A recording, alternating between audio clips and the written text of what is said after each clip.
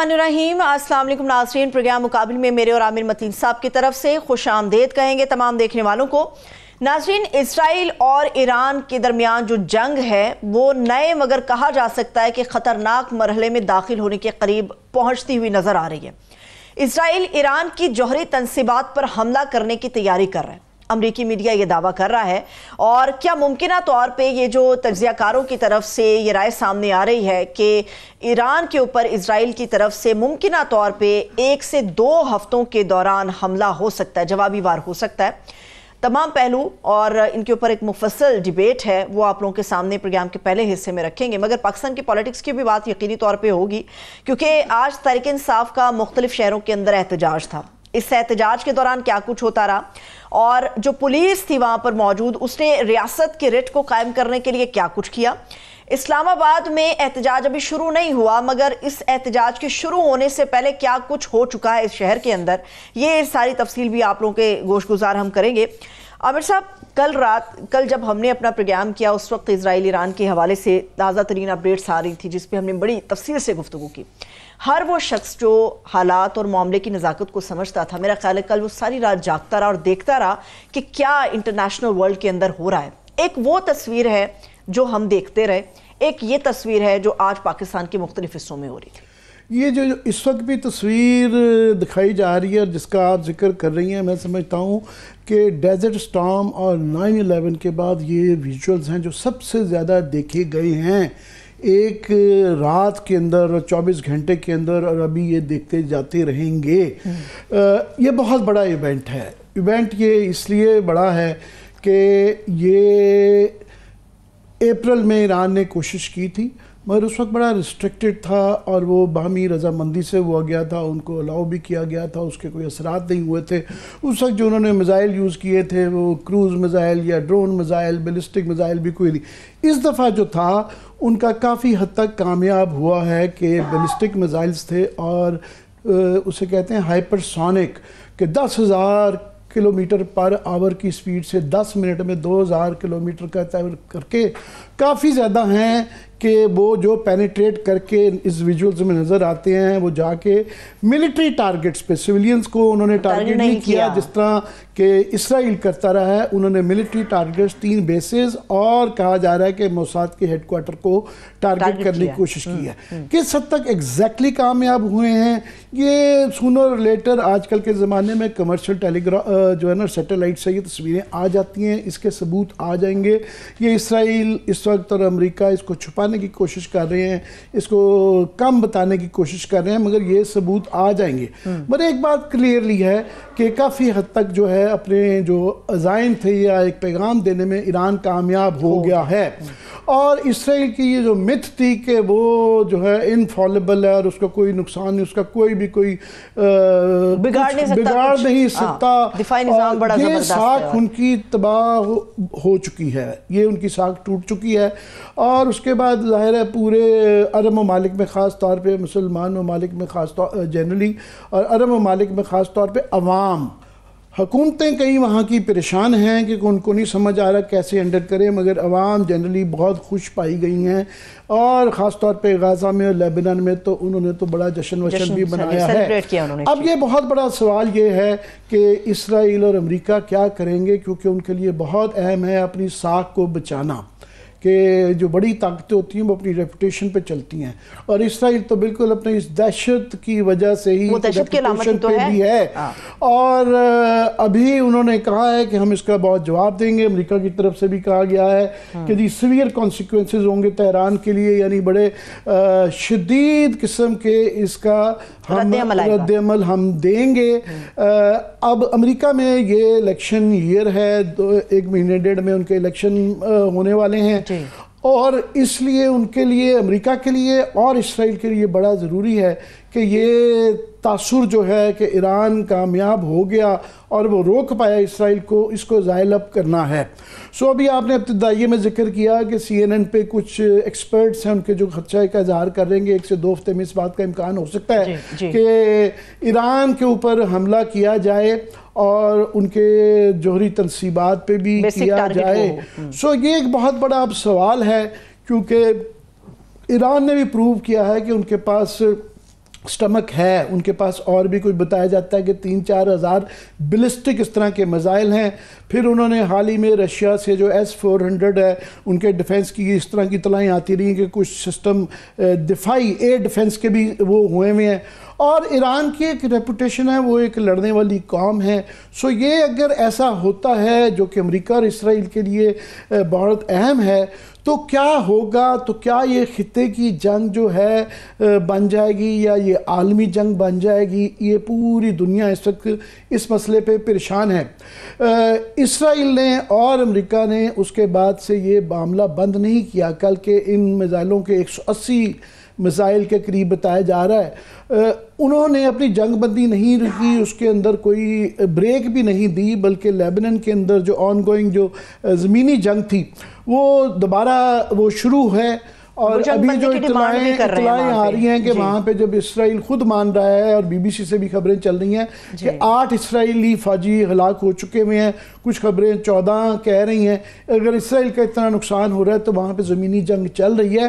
سو یہ ایسکیلیشن ابھی جاری ہے، اور ایران اگر اس کے اندر انوالو ہو جاتا ہے تو پھر یہ ہمارے بارڈر پہ جنگ آ جاتی ہے.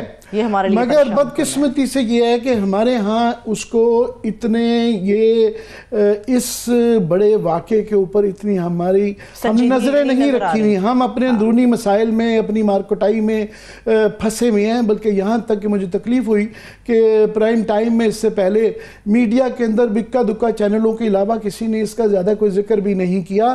خبروں میں چل رہا تھا، مگر ہمارے جو کرنٹ افیئرز کے چینل ہیں جن کے لیے بہت بڑا ایونٹ ہونا چاہیے تھا، لوکل ایونٹس کو اس کے پیرائے میں دیکھنا چاہیے تھا، اس کو اتنی کوئی گھاس نہیں ڈالی گئی. 2-3 چینلز کے علاوہ کسی نے ذکر بھی زیادہ نہیں اس کا کیا. اندرونی لڑائی ہوتی رہی. بات کیا ہوتی رہی ہے کہ جی آج سپریم کورٹ کے اندر جو ہے چیف جسٹس صاحب کو وہاں صورتحال یہ ہے کہ وہ اتنے وہاں پہ پہیے لگے ہوئے ہیں کہ انہوں نے یہ جو ہے نا 63A کی وہ ترمیم کو جو ہے نا ریوائز کرنا ہے. اور حالانکہ بڑے سوال آ رہے ہیں کہ بینچ بھی ٹھیک نہیں ہے، آتھر جج نہیں ہے، اور نوبت یہاں تک آ گئی ہے کہ وکیل صاحب حضرات جو ہے وہ ججوں کو منہ پہ آ کے بےزتی سامنے کر کے چلے گئے، جو کہ بہت بڑا واقعہ ہے. اور سب کو پتا ہے کہ اس کا نتیجہ شاید کافی لوگ اس کی جو تشریح پہلے کی گئی تھی اس سے اختلاف رکھتے تھے کہ ووٹ نہ گنا جائے اگر کوئی منحرف ہوتا ہے تو. مگر اس حالات میں نظر آ رہا ہے کہ اس سے لوگ لوٹے بنائے جائیں گے، تو وہ اس کے بھی کوئی اچھے حالات نہیں ہیں. مگر حکومت پارٹیاں تلی ہوئی ہیں کہ انہوں نے جو مرضی ہو یہ ہر صورت میں یہ ترمیم کرنا ہے، کیونکہ اس سے آئینی کورٹ جڑا ہوا ہے، اس سے جو ہے میڈیا سپریم کورٹ کو کنٹرول کرنا جڑا ہوا ہے. اور آج اس کے میں ہو یہ رہا ہے کہ نواز شریف صاحب سڈنلی بہت عرصے بعد برآمد ہو گئے. وہ اس کے اوپر بات کریں گے عامر صاحب، یہ پولیٹیکل حالات کے اوپر بات کریں گے. ہمارے معزز مہمان بھی ہمارے ساتھ موجود ہیں، کیونکہ اسرائیل اور ایران کے حوالے سے جتنی گفتگو آپ نے کی ہے، تجزیہ آپ نے فراہم کیا ہے، تشویش اس سے بھی کہیں زیادہ ہے. تو کیا حالات و واقعات بن سکتے ہیں پاکستان کے لیے، پورے خطے کے لیے، اگر یہ جنگ طوالت اختیار کر لیتی؟ اس پہ بات کرنے کے لیے ہمارے ساتھ سینئر سیاستدان اور خارجی امور کے ایکسپرٹ ہیں سینیٹر مشاہد حسین سید صاحب، انہوں نے ہمیں جوائن کیا. سر بہت شکریہ آپ کے وقت کے لیے. جی عامر صاحب. شاہ صاحب آپ کی اجازت سے میں صرف السلام علیکم. جی وعلیکم السلام. شاہ صاحب بہت شکریہ آپ کے ہمیں جوائن کرنے کا. میں صرف 2 منٹ جو میں آرگیومنٹ لا رہا تھا کہ اتنا بڑا ایونٹ ہو رہا ہے جو کہ ہمارے ملک کے لیے نہیں ہے، اور ہمارے ملک میں ہمارا میڈیا نے بھی اس کو کوئی پرائم ٹائم میں اس کا کوئی زیادہ ذکر نہیں دیکھا گیا. اور یہاں جو ہماری پولیٹیکل ایلیٹ ہے یا لیڈرشپ ہے اس کا بھی کوئی آج جو اس کا کسی نے بھی ذکر ہی نہیں زیادہ کیا. اس کا بلاول صاحب اپنی وہ آئینی اس کے لیے پوری دنیا کو کنونس کرتے نظر آئے. نواز شریف صاحب نے اپنا مجھے کیوں نکالا کی رٹ جاری رکھی. پی ٹی آئی کا یہ تھا کہ آج 3 شہروں میں انہوں نے جلوس نکالے، مناسب لوگ کٹھے کر لیے. اب وہ ڈی چوک کے اندر جو آ رہے ہیں، اور یہاں ایس سی ہونے جا رہی ہے، کرکٹ کی ٹیم انگلینڈ سے آ چکی بھی ہے، اور ہمارے بارڈر پہ جنگ آ چکی ہے، ایران کا انوالو ہونا بارڈر پہ جنگ آ چکی ہے. شاہ صاحب ہمارے ہاں وہ جو اس کے اوپر تشویش ہونی چاہیے وہ نظر نہیں آ رہی. اس کی روشنی میں فی الحال ہمیں بتائیے کہ ہمارے لیے ایک تو ویسے اوورآل میں چاہ رہا ہوں اپنا مفصل ویو دیں کہ یہ جو ایکسپینشن ہو رہی ہے جنگ کی، ایران کا وہاں پہ میزائلوں کا حملہ، اس کی کیا اہمیت ہے؟ السلام علیکم جی. اور آپ نے بڑا اچھا تجزیہ دیا جس سے میں اتفاق بھی کرتا ہوں.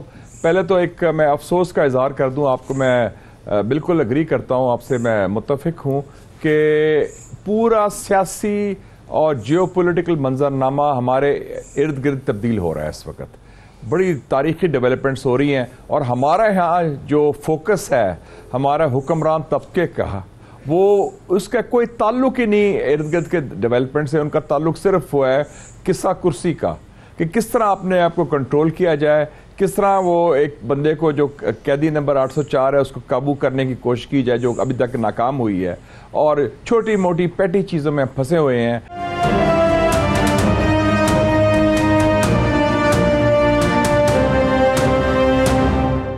شاہ صاحب آپ نے ابھی فرمایا کہ یہ ایران کو بڑے عرصے سے ٹریپ کرنا چاہ رہے تھے، بالکل صحیح کیا، مگر ایران کے لیے آپشنز بڑی مشکل ہو گئی تھیں کیونکہ اس کے ایلائز بڑے ڈیمورلائز تھے، اور یہ سلسلہ جاری ہی تھا کہ غزہ کے حملے کے بعد سے تسلسل کے ساتھ یہ نہ صرف جاری تھا، ایکسیلریٹ کیا جا رہا تھا، اور حال ہی میں قاسم سلیمانی، پھر اسماعیل ہانیہ، پھر حسن نصر اللہ، وہ فائنل ایک سٹرا تھی، تو وہ بھی پوسچرنگ ان کے لیے بھی بڑی میٹر کرتی ہے، اور یہ شاید ان کے لیے بھی یہ کرنا، اور انہوں نے بڑا ریسٹرکٹڈ کیا ہے ابھی بھی، جیسے میں اپنے ابتدائیے میں ذکر کر رہا تھا کہ انہوں نے ملٹری ٹارگٹس کو کیا ہے، انہوں نے سویلینز کو نہیں کیا، تو یہ ان کے لیے بھی کیا لازمی ہو گیا تھا، اور کیا اب امریکہ کے لیے، کیونکہ یہ ان کی ساکھ کو بہت نقصان پہنچا ہے، ان کا یہ ڈیفنس کا، جس طرح آپ نے ذکر کیا ہے ڈوم کا اور وہ ایرو کا، اور وہ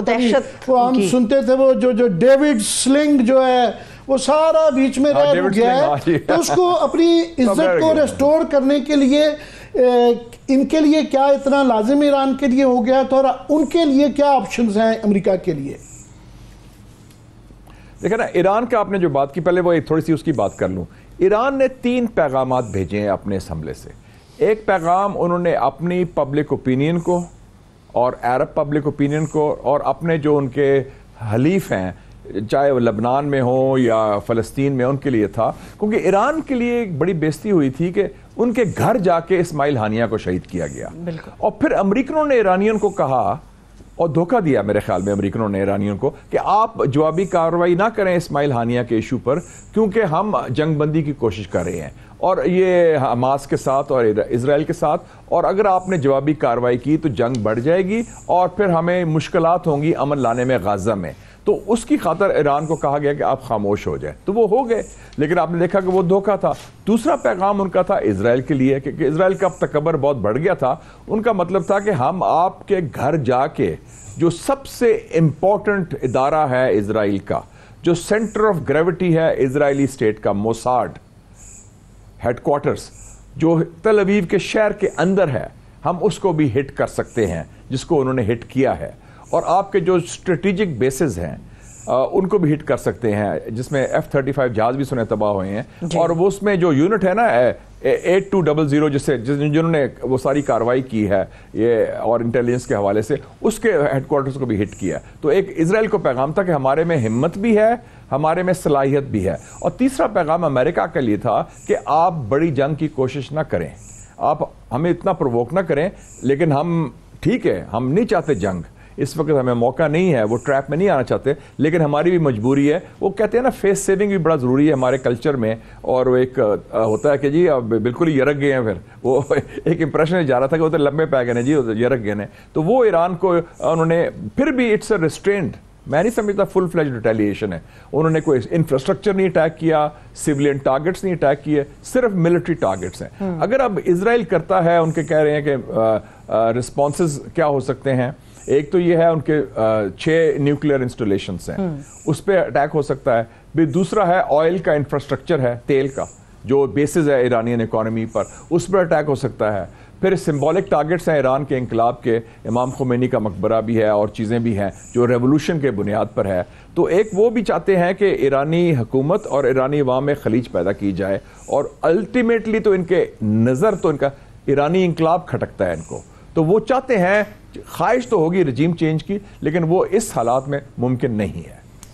جی بالکل شاہ صاحب، یہ آپ کی بالکل بہت ہی منطقی بات ہے کہ آسان نہیں، مگر یہ سوال ہے بہت بڑا، کیونکہ ایٹ سٹیک ان کے لیے بھی ایک تو کیونکہ اسرائیل کی جو تمام خطے کے اندر دہشت کی علامت، وہ اپنا یہ جو ریپوٹیشن ہے یہ اس کو بھی بچانا چاہتے ہیں، پلس جو ہے ان کا جو ایئر ڈیفنس سسٹم ہے اس کے اندر امریکہ کر ان کی انویسٹمنٹ بڑی زیادہ ہے.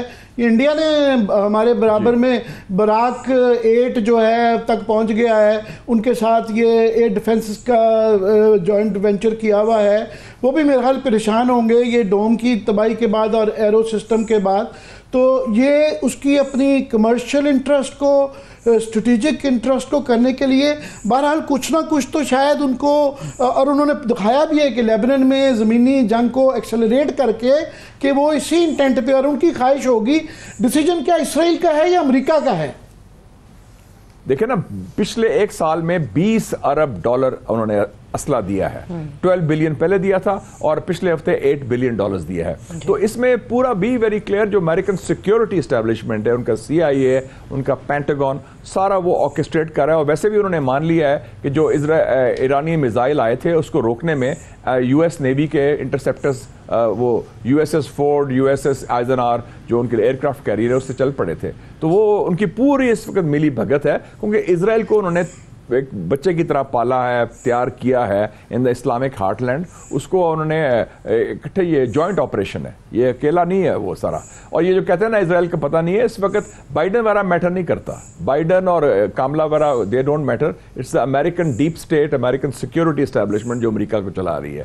میں تو کہتا ہوں مذاق سے کہ شاید پاکستان کا جو ہائبرڈ ماڈل ہے وہ امریکہ نے بھی امپورٹ کر لیا ہے فی الحال ٹل 20 جنوری 2025، کیونکہ ادھر بھی کوئی بائیڈن کو بھی سافٹ کو سے نکالا ہے انہوں نے. یہ بی ویری کلیئر، بائیڈن تو جانا نہیں چاہ رہا تھا، اس کو سافٹ کو کس نے کیا؟ امریکن اسٹیبلشمنٹ نے اور ڈیموکریٹک پارٹی نے، کیونکہ وہ سمجھتے تھے کہ اگر ٹرمپ کو روکنا ہے تو بائیڈن یہ کام نہیں کر سکتا، تو کاملا کو لانچ کر دیا جائے. جی یہ آپ کا یہ جو جملہ اور یہ تھیری بڑی مشہور ہوئی ہے، سوشل میڈیا پہ بہت زیادہ وائرل ہوئی ہے، میں بھی دیکھتا رہا ہوں. شاہ صاحب، آپ نے جو ذکر کیا مسلم ممالک کا کہ OIC اور خاص طور پہ عرب ممالک جو ہیں وہ تو بالکل ایکسپوز مزید ہو کے، پہلے کوئی کمی نہیں رہ گئی تھی. ابھی بھی ٹرکی کا آپ نے تھوڑا سا بیان آیا ہے، بٹ ٹرکی کا بھی وہ آذربائیجان کے ساتھ ان کی بھی آئل وہ کی سسٹینیبلٹی ہوتی ہے، تو وہ بھی کوئی اتنے زیادہ کیئرفل رہتے ہیں. باقی جو ہے جارڈن کے اوپر پہلے بھی ایکسپوز تھے، ابھی بہت زیادہ پبلک کا ایک ریئیکشن بھی ہوگا. تو باقی عرب ممالک کے لیے بھی پاکستان سمیت تو مسلمانوں ریاستوں کا، عرب ممالک کا اس کے بعد سے کوئی وہی پرانا طور طریقہ رہے گا کہ اسی تنخواہ کے ساتھ گزارا کریں گے، یا پبلک کی طرف سے پریشر آئے گا یا کچھ کر پائیں گے؟ میرے خیال میں اس کا پبلک کا پریشر بڑا آئے گا. اور میں یہ ابھی پڑھ رہا تھا کہ انٹرویو ابھی سٹوری آئی ہے، آپ تو جانتے ہیں، you lived in Washington also. میں خود پرانا واشنگٹونین ہوں، جارج ٹاؤن میں رہا ہوں.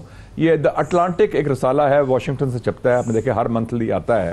اس میں جو ابھی نیا لیٹسٹ ایشو میں انہوں نے کہا ہے، خود وہ میٹنگ جو ہوئی تھی بلنکن کی، امریکن سیکرٹری آف اسٹیٹ کی، سعودی کراؤن پرنس کے ساتھ، MBS کے ساتھ، تو اس نے MBS نے کہا ہے کہ جو ہمارے نوجوان نسل ہے، وہ عوام جو ہیں، سعودی عوام، وہ فلسطین کے پوری طرح ساتھ ہیں. تو وہ بڑا ایک ان کے لیے ویژن ہے. تو جو عرب ایلیٹ ہے اور عرب سٹریٹ ہے، اس میں بہت بڑی خلیج آ گئی ہے. اور دیکھیں نا، یہ تو ایک ہو گیا کہ ایک ملک کھڑا ہو گیا ہے، حماس کھڑے ہو گئے ہیں، حزب اللہ کھڑا ہو گیا ہے، لیکن جو اتنی بڑی ریاستیں ہیں، اتنے ان کے پاس پیسہ ہے، ان کے پاس شان و شوکت ہے، ان کے پاس اسلحہ بھی ہے، لیکن ان میں جان نہیں ہے، ہمت نہیں ہے، اور وہ بس یرکے ہوئے ہاتھ ملتے رہتے ہیں. اور ہم نے بھی خاموشی اختیار کی ہے. اور آپ کی بات صحیح ہے، ترکی کا بیان آیا ہے، وہ بھی ذرا پھس پھسا آیا ہے. اور میں امید رکھتا ہوں کل وہ انور ابراہیم کی ایک اسپیچ بھی ہے، دا پرائم منسٹر ملیشیا کے آئے ہیں، میں بھی جاؤں گا ادھر، نسٹ میں ہے، ان کو ڈگری مل رہی ہے PhD کی. وہ شاید کوئی دبنگ بات کریں، ان میں ہمت ہے، وہ ہی از اے اسٹرانگ بلیور. لیکن اوور آل مسلم ورلڈ نے بہت ڈس اپوائنٹ کیا، بالکل مزہ نہیں آیا، اور وہ ڈرے ہوئے ہیں، یرکے ہوئے ہیں. جی جی میں اس کو پاکستان کی اس سے لنک کروں گا، پر اس سے پہلے ایک سوال آپ سے ضرور پوچھنا چاہوں گا کہ وہاں پہ جو اس وقت ڈیموکریٹس اور ریپبلکن کی اسرائیل کے حوالے سے 19-20 کی پالیسی کا فرق ہے، مقابلہ ہوتا ہے کون کتنا خوش کرنا چاہ رہا ہے ان کو، تو اس میں اس واقعے کا امریکن الیکشنز کے اوپر کس کو فائدہ ہوگا، ٹرمپ کو یا کیملا ہیرس کو؟ اس کا دیکھیں جی، کیملا ہیرس ہو یا بائیڈن ہو، یہ حکومت میں ہے، ان کے خلاف آلریڈی ایک سینٹیمنٹ بلڈ ہو گیا تھا جو ڈیموکریٹک پارٹی کی لبرل ونگ ہے۔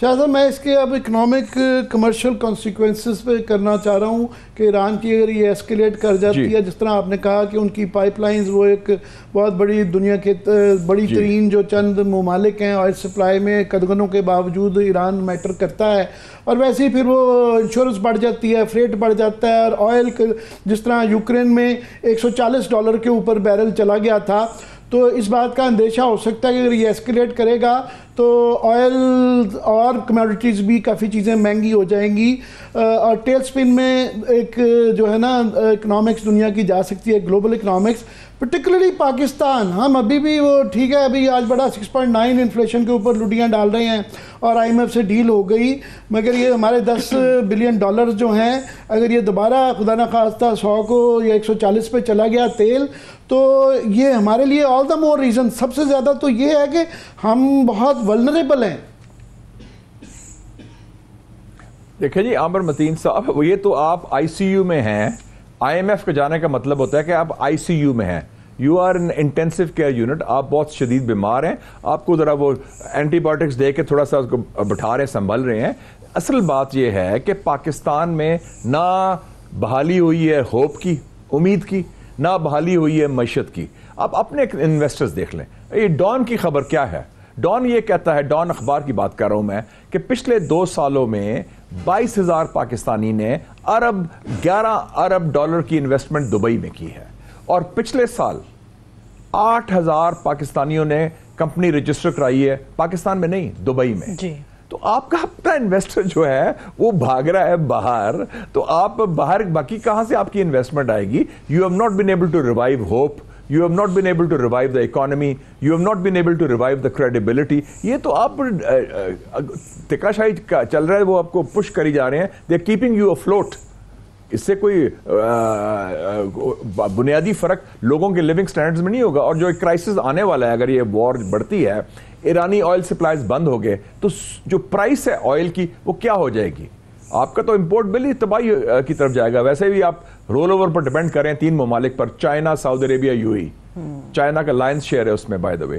تو آپ کا تو ہمارا تو بہت اکنامک پروسیس بھی، اور پھر دوسری اگر نیکسٹ ڈور جنگ آ جاتی ہے ایران کے ساتھ، تو یو کی ناٹ ریمین ان افیکٹڈ، اس کے نتائج کانسیکوینسز آپ کے ساتھ ہوں گے، کیونکہ افغانستان کی جنگ کے نتائج پاکستان پر نہیں پڑے، ابھی تک پڑ رہے ہیں افغانستان کی جنگ میں۔ تو یہ تو ایران کی تو جنگ بڑی ڈیفرنٹ لیول کی ہے، گو کہ اس وقت پاکستان مڈل ایسٹ کے جو کرائسس ہے سچویشن میں ہم سٹیک ہولڈر نہیں ہیں ڈائریکٹلی، وہ ایران ہے، اسرائیل ہے اور امریکہ ہے، ہم اس طرح نہیں ہیں۔ اور ویسے بھی ہمارا تھوڑا سا محتاط رویہ ہے، جیسے ابھی 24 گھنٹے ہو گئے ہم نے کوئی بیان ہی نہیں دیا اس ایشو پر کہ کیا آپ کا رد عمل ہے، یا کوئی بات بھی کریں یا کوئی موقف بھی اختیار کریں۔ مجھے وہ یاد آ گیا جب بن لادن کا آپریشن ہوا تھا 1 مئی 2011 کو، اس وقت بھی 24 گھنٹے ہمارا بالکل خاموشی تھی، اور پتہ نہیں تھا کہ ہم کیا موقف اختیار کریں۔ یہ بھی بڑی عجیب سی بات ہے کہ اتنی بڑے امپورٹنٹ مسلمان ملک ہے، ہمسایہ ملک ہیں ان کے، ہمارا کچھ موقف تو ہونا چاہیے۔ ہم UN سیکرٹری جنرل میں داد دیتا ہوں، وہ UN سیکرٹری جنرل گوٹریس میں جان ہے، اس نے کہا کہ نہیں، there is a context کہ اسرائیل غلط کر رہا ہے، اس میں اتنی جان ہے، اس کو کہہ دیا اسرائیل نے کہ پرسونا نون گریٹا، اور ہم ہیں کہ ہم کہتے ہیں وہ فلانا ناراض ہو جائے گا، فلانا ناراض ہو جائے گا۔ یہ ہمارا مجھے بن لادن والا یاد آ گیا، متین صاحب آپ پالیسی نہیں بنا سکتے۔ مجھے بن لادن والا یاد آ گیا، ہمیں یہ نہیں سمجھ آ رہا تھا کہ ہم نے کریڈٹ لینا ہے کہ امریکہ کے ساتھ مل کے وہ حملہ کروایا ہے، یا پروٹیسٹ کرنی ہے کہ ہمارے ملک کی جو ہے ایئر اسپیس وائلیٹ کرنی ہے۔ آپ کا ایک اور بہت زیادہ بڑے عرصے سے آپ یہ کہتے آ رہے ہیں کہ یہاں پہ ایک 8 فروری کے بعد سے ایک ہیلنگ ٹچ آنا چاہیے، ریئلٹیز بدل گئی ہیں، مگر آپ کی یہ ایک بڑی کانسٹنٹ اپیلز کے باوجود اور بھی آپ جیسے کچھ لوگ کہتے ہیں یہ مگر یہ سنی نہیں جاتی. مگر ان حالات میں جس طرح آپ نے یہ اکنامک کرائسس جو ہو سکتا ہے یا خطے میں بارڈر پہ ہمارے ایران اگر انوالو ہو گیا ہے تو یہ جنگ بڑھتی ہے, تو ایسے موقع پہ تو وہ یہاں مگر وہ نظر نہیں انفارچونیٹلی آ رہا. اور یہاں پہ ایس سی او کی میٹنگ ہونے والی ہے 14-15 کو اور یہاں جلسے جلوس کا ماحول ہے اور نہ گورنمنٹ کی طرف سے کوئی جسچر آ رہا ہے نہ وہ اسٹیبلشمنٹ کی طرف سے آ رہا ہے کہ پوسٹ پون ہی کر دی جائے یہ آئینی ترمیم جو ہے کہ جناب جو کچھ آپ نے کرنا ہے جاری رہے. مگر وقتی طور پہ کوئی اگر کہہ دیا جائے کہ جناب 1 مہینہ ہم ٹھہر جاتے ہیں تو آپ بھی کوئی کوشش بھی نہیں ہو رہی, بلکہ روز کے جو بیان بازی ہے وہ اور پرووک کرنے کی ہے کہ ملٹری کوڈ بنا کے ٹانگ دیں گے. کیا کیا جائے؟ دیکھیں جی بات یہ ہے عامر متین صاحب, آپ بھی پاکستان میں رہے ہیں, ہم بھی رہے ہیں. Pakistan is not Egypt. Pakistan کوئی عرب ملک نہیں ہے اس طرح. ہمارے ہاں ایک کلچر آف ریزسٹنس ہے, کلچر آف ڈیفائنس ہے, ہمارے ڈی این اے میں ہے ڈیموکریسی. پاکستان پیدا ہی ہوا تھا قائد اعظم کی قیادت میں through a political process ballot box میں. ادھر آپ سمجھیں کہ جی چڑی نہیں پھڑکے گی, راتوں رات ہم یہ کر دیں گے, 20% آئین تبدیل کر دیں گے خاموشی کے ساتھ اور اس طرح ڈرا ڈو گئی. وہ اس طرح کام نہیں چلتا. آپ کے جوڈیشری جو ہے آپ کے ایک امریکن کہتے تھے نا, آپ امریکہ میں رہے ہیں, اف اٹ اینٹ بروک ڈونٹ فکس اٹ. اگر خراب نہیں ہے سسٹم تو اس کو نہ چھیڑو. ہمارا اچھا پلا جوڈیشل سسٹم چل رہا ہے, 25 سالوں سے سسٹم چل رہا ہے, اسموتھلی چل رہا ہے. جو سینئر موسٹ ہے ہی ٹیکس اوور ایز دیٹ. اب ہم نے ضرور پنگا لینا ہے کیونکہ اصل ایشو ہے کہ قیدی نمبر 804 آپ سے قابو نہیں آ رہا, اس کو آپ پولیٹیکلی ہینڈل نہیں کر رہے. وہ سسٹم نے 8 فروری کا الیکشن بھی اس کی کریڈیبلٹی کوئی نہیں ہے, فارم 47. تو سارا جو سسٹم ہے اس کی فاؤنڈیشن بہت شیکی ہے. اور آپ نے دیکھ لیا کہ اکانومی کی آپ بات کرتے ہیں, حسینہ واجد کے زمانے میں economy was doing very well in Bangladesh. Bangladesh میں economy was the best. Pakistan میں ایوب خان کے زمانے میں اکانومی واز دا بیسٹ. لیکن ایشو از مینلی پالیٹکس, سیاسی. عوام جو ہوتی ہے نا, ان کی ایک یرننگ ہوتی ہے, ان کی آواز ہوتی ہے, ان کے خواہشات ہوتے ہیں, ان کے جذبات ہوتے ہیں. وہ آپ معیشت کے ساتھ اس طرح نہیں کہ بڑی اچھی معیشت جا رہی ہے. ایوب خان صاحب کے زمانے میں بڑی ترقی ہوئی تھی پاکستان میں معیشت کی. حسینہ واجد کے زمانے میں بڑی ترقی ہوئی تھی. لوگ کہتے تھے بنگلہ دیش ماڈل آ گیا, کیا ترقی کی. بنگلہ دیش was leading in South Asia, لیکن لوگوں نے اس کو نکال کے باہر مارا, ریوولٹ کر دیا اس کے خلاف. تو یہ ہمیں we should read the tea leaves. یہ کامن سینس کی بات ہے. پھر آپ جوتے کھانے کے بعد, رگڑا کھانے کے بعد پھر آپ وہی کام کرتے ہیں جو پہلے کرنا ہے. ولی خان نے مجھے بڑی اچھی بات کی تھی, ولی خان صاحب نے. انہوں نے کہا عقل مند آدمی اور بے وقوف آدمی میں زیادہ فرق نہیں ہوتا شاہ صاحب, فرق صرف ٹائمنگ کا ہوتا ہے. عقل مند آدمی ٹائم پر وہ بات کرتا ہے, بات وہ دونوں ایک ہی کرتے ہیں, فرق ٹائمنگ کا ہوتا ہے. تو وہ صاحب ہے کہ بیوقوف آدمی جب نقصان کے اٹھانے کے بعد اس کو خیال آتا ہے کہ یوں کر لیتا ہے یا یوں کر لیتا ہے. بہت اچھی بات کی, کاش میں یہ کر لیتا, کاش میں یہ کر لیتا, کاش میں کیونکہ آپ پڑھاتے رہے ہیں اور لکھتے تو رہے ہی ہیں سب کچھ, political science and current affairs. تو یہاں ایس سی او کی ایک بڑا اعزاز ہے پاکستان کا کہ ہمارا آ رہا ہے امریکی چائنیز وزیر اعظم آ رہے ہیں, سینٹرل ایشین کے بھی ہیڈز آف گورنمنٹ دیکھیں گے کون کون آئے گا. انڈیا آن لائن جوائن کر رہا ہے.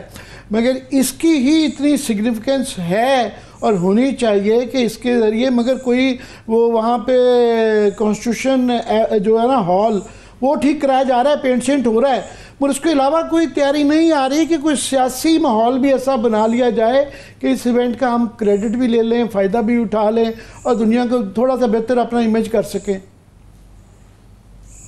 اب دیکھ رہے ہیں, میں پچھلے ہفتے ماسکو میں تھا, میں بھی کل ہی ماسکو سے آیا ہوں. برکس کی کانفرنس ہو رہی تھی, اس میں نے پاکستان کی نمائندگی کی ایز مشاہد حسین. مجھے پرسنلی بنایا تھا رشین گورنمنٹ نے اور چائنیز گورنمنٹ نے, اور میری کی نوٹ سپیچ بھی تھی. حالانکہ پاکستان ممبر نہیں ہے, انڈیا بھی تھا, ادھر مصر بھی تھا, یو اے ای بھی تھا, اور Brazil, South Africa, China, Russia وغیرہ. تو یہ بڑے امپورٹنٹ آرگنائزیشنز ہیں. تو مجھے امید ہے کہ اگر یہ کچھ حالات ٹھیک کر لے, کیونکہ یہ نہ ہو کہ جیسے شی جن پنگ نے پاکستان آنا تھا تو وہ دھرنا اس وقت تھا تو اس کو وزٹ پوسٹ پون کرنا پڑا. آپ کو یاد ہوگا ستمبر 2014 کی بات کر رہا ہوں میں. پھر وہ دورہ ان کا اپریل 2015 میں ہوا. تو اب یہ بھی اب 15-16 اکتوبر کی بات ہے اور آج ہم 2 ہفتے کے بعد سارا کچھ ہونا ہے. اور اس وقت دھرنے کی بات ہو رہی ہے, آج ڈیمونسٹریشن تھا وکلا کا کانسٹیٹیوشن ایونیو میں, سارا سسٹم ہلا ہوا ہے آپ کا. تو اس وقت ضرورت ہے, حکومت کو چاہیے بڑے دل کے ساتھ, بڑے دماغ کے ساتھ, سنجیدگی سے آپ سچویشن کو کام ڈاؤن کریں. بہت بہت شکریہ شاہ صاحب, بہت بہت شکریہ آپ کے وقت دینے کا, بہت زیادہ ہمیشہ ہی ایجوکیٹو ہوتی ہے آپ سے بات کر کے. تھینک سو مچ. سینیٹر مشاہد حسین سید صاحب ہمارے ساتھ موجود ہیں. تھینک یو سو مچ. دیکھنے والوں کو شکریہ. اجازت دیجیے, اپنا خیال رکھیے. خدا حافظ.